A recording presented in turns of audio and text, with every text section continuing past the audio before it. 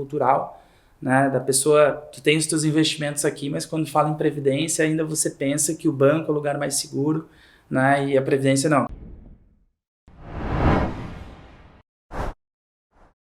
Bom, pessoal, essa terceira parte aí da nossa série de vídeos sobre previdência privada, o tema que eu gostaria de abordar com vocês é a portabilidade. Lembrem que no primeiro vídeo eu falei que o mercado de previdência privada hoje, ele gira em torno de R$1 trilhão e concentrado na mão dos grandes bancos, e esses fundos de previdência dos grandes bancos, na maior parte dos casos, não são interessantes, né? Rendem pouco, pagam taxas de carregamento, taxa de entrada, taxa de saída, que são coisas que os fundos atuais nem cobram mais. Então eu vejo que a portabilidade ela é a maneira mais eficiente de a gente mudar essa realidade do mercado de previdência. Por exemplo, hoje, digamos que você seja um investidor, você tenha R$1 milhão num fundo de previdência que você não está satisfeito, né? Não está achando mais interessante. Tudo é feito de maneira digital, né? Você consegue, pegando algumas informações do seu plano atual, como o processo SUSEP e o número do plano, você consegue portabilizar esse R$1 milhão para um fundo de previdência que você julgue mais interessante. Quando você faz essa portabilidade externa, né, que venha de uma outra seguradora, traga os recursos aqui para a corretora, isso é uma portabilidade externa. Quando você faz essa portabilidade externa, você tem uma carência de 60 dias para fazer novas portabilidades ou resgates, né? Então você pegou aquele R$1 milhão, trouxe para um fundo que você julgou mais interessante. Passado esses 60 dias, você pode pegar esse R$1 milhão e fazer novas portabilidades internas. Olha como você muda a sua realidade aí na parte de previdência. Você tem R$1 milhão, um fundo que você não está satisfeito, você traz para um fundo que você julga interessante e num segundo momento você faz novas portabilidades, gerando uma carteira diversificada de fundos de previdência. O processo ele é bem simples. Você, como eu falei ali, você com algumas informações do seu plano atual, você preenche de forma digital, recebe uma confirmação hoje por aplicativo e em torno de 2 semanas os recursos já estão no novo fundo de previdência. Calma aí, só arruma o cabelo aqui um pouquinho pro lado. Pra cá? Que ele saiu um pouco do... Boa, ó, esse tipo de feedback é importante, Diego.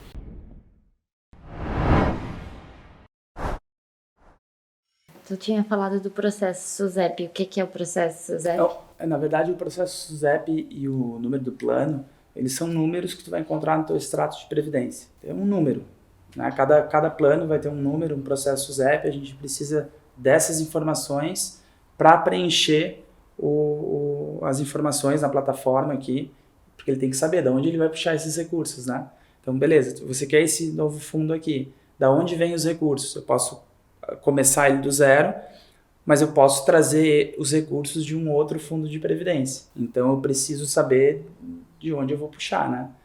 Eu preciso do número do processo SUSEP, eu preciso do plano, tem que bater os CPFs. Então, para a gente achar qual a previdência que a gente vai portabilizar os recursos. Tá? Então, geralmente no extrato de previdência, inclusive o número do processo SUSEP e o número do plano. A gente notou ao longo dos últimos anos aí que os bancos têm dificultado bastante o cliente achar esses números. A gente tem até digamos assim, um passo a passo para cada banco, qual o passo para você chegar no extrato, né, e conseguir essas informações para a gente fazer a portabilidade. Qual seria basicamente assim a diferença entre os fundos convencionais de investimentos, empresas e tal, e o fundo de previdência?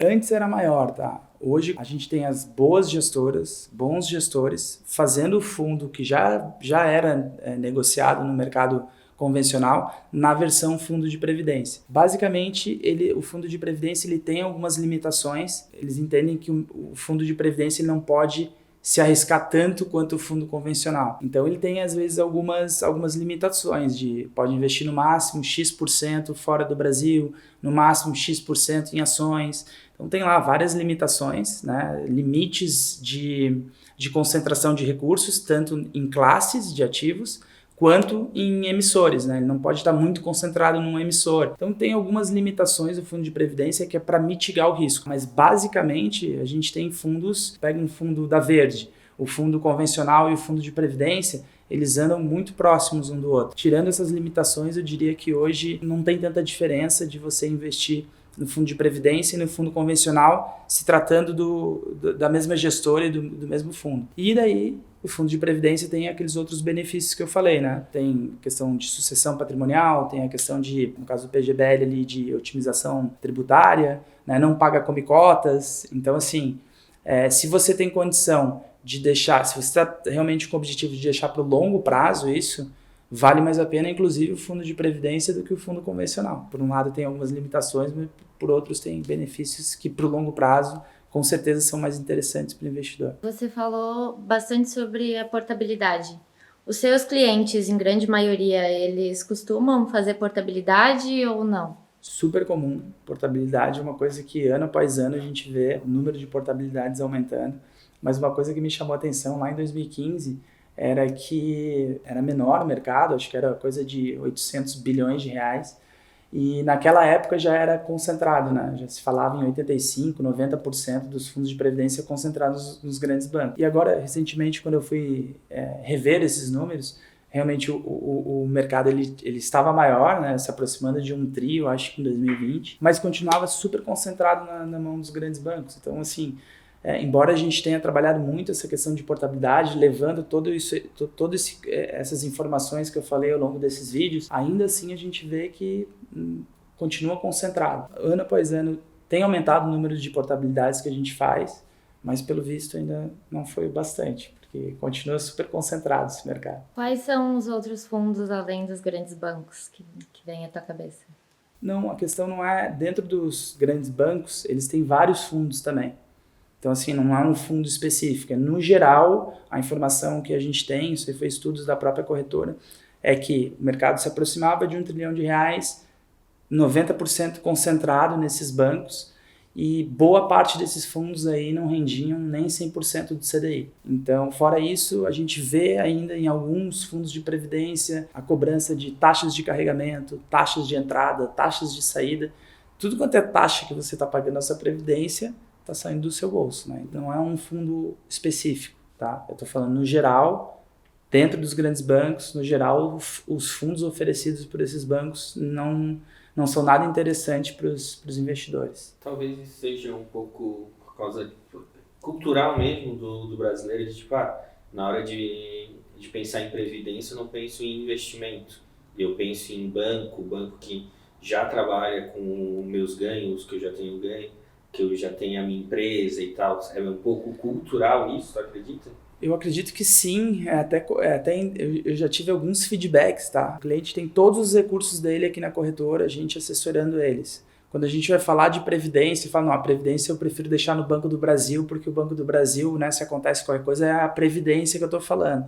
Mas, na verdade, isso aí a gente tem que lembrar que por trás dos fundos de previdência tem as seguradoras, né, com resseguro e tudo mais. Então, aqui no Brasil, o órgão que regula o mercado de previdência, ele pede para as seguradoras, você tem que ter um nível de solvência mínimo, assim, né? Então, por exemplo, eles fazem a conta lá de quanto que eles vão ter que pagar em quanto tempo, né, para todos os titulares dos fundos de previdência. Então, pensa que, de um lado, eles recebem os aportes, e do outro tem pessoas se aposentando que a gente tem que começar a pagar. Então tem as entradas e saídas, pensando no global de todos os fundos de previdência dentro de uma seguradora, no caso. Hoje, se tu pega as grandes seguradoras, esse mínimo que o órgão regulador pede, todas as seguradoras têm sobra disso aí, né? Então, onde eu quero chegar com tudo isso?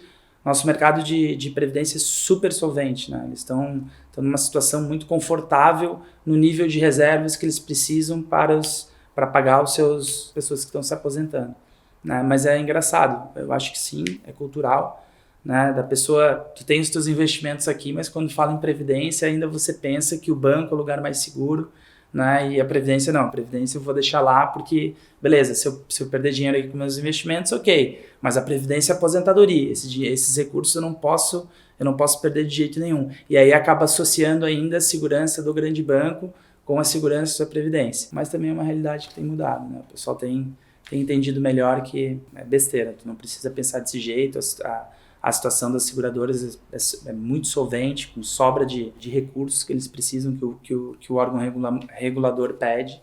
eles têm sobra desses valores, né? A carteira do Arthur.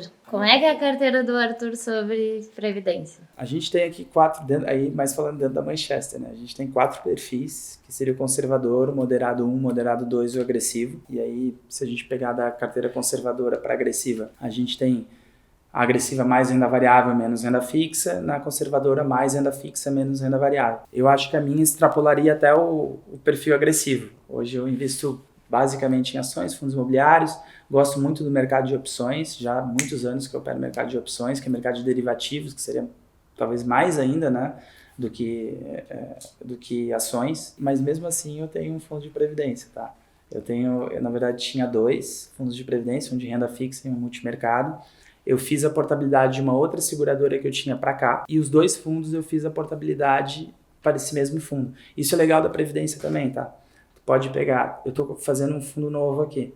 Eu tenho 4 fundos de previdência fora. Eu posso portar o recurso que eu tenho nos 4 fundos, eu posso portar para esse mesmo fundo de previdência. Outro ponto, na portabilidade externa, ela tem que vir com o mesmo tipo e a mesma tributação. Então, se ele é um PGBL, ele vem PGBL. Se ele é um VGBL, ele vem VGBL. Tributação é a mesma coisa. Se ele é progressiva, vem progressiva. Se ele é regressiva, vem regressiva.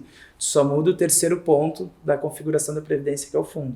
Mas tu mantém todas as outras características dele. Depois, quando tá aqui já, né, tu pode fazer uma portabilidade interna. Aí o tipo você nunca vai conseguir mudar. VG vai ser sempre VG, PG vai ser sempre PG. A tributação você consegue passar da progressiva para a regressiva, mas não o contrário. Quando você faz a portabilidade da progressiva para a regressiva, começa a contar o tempo todo de novo. Então, eu estou na progressiva já há 5 anos. Lembra que a progressiva é pela a tabela de RPF, né? Pelas faixas de rendimento.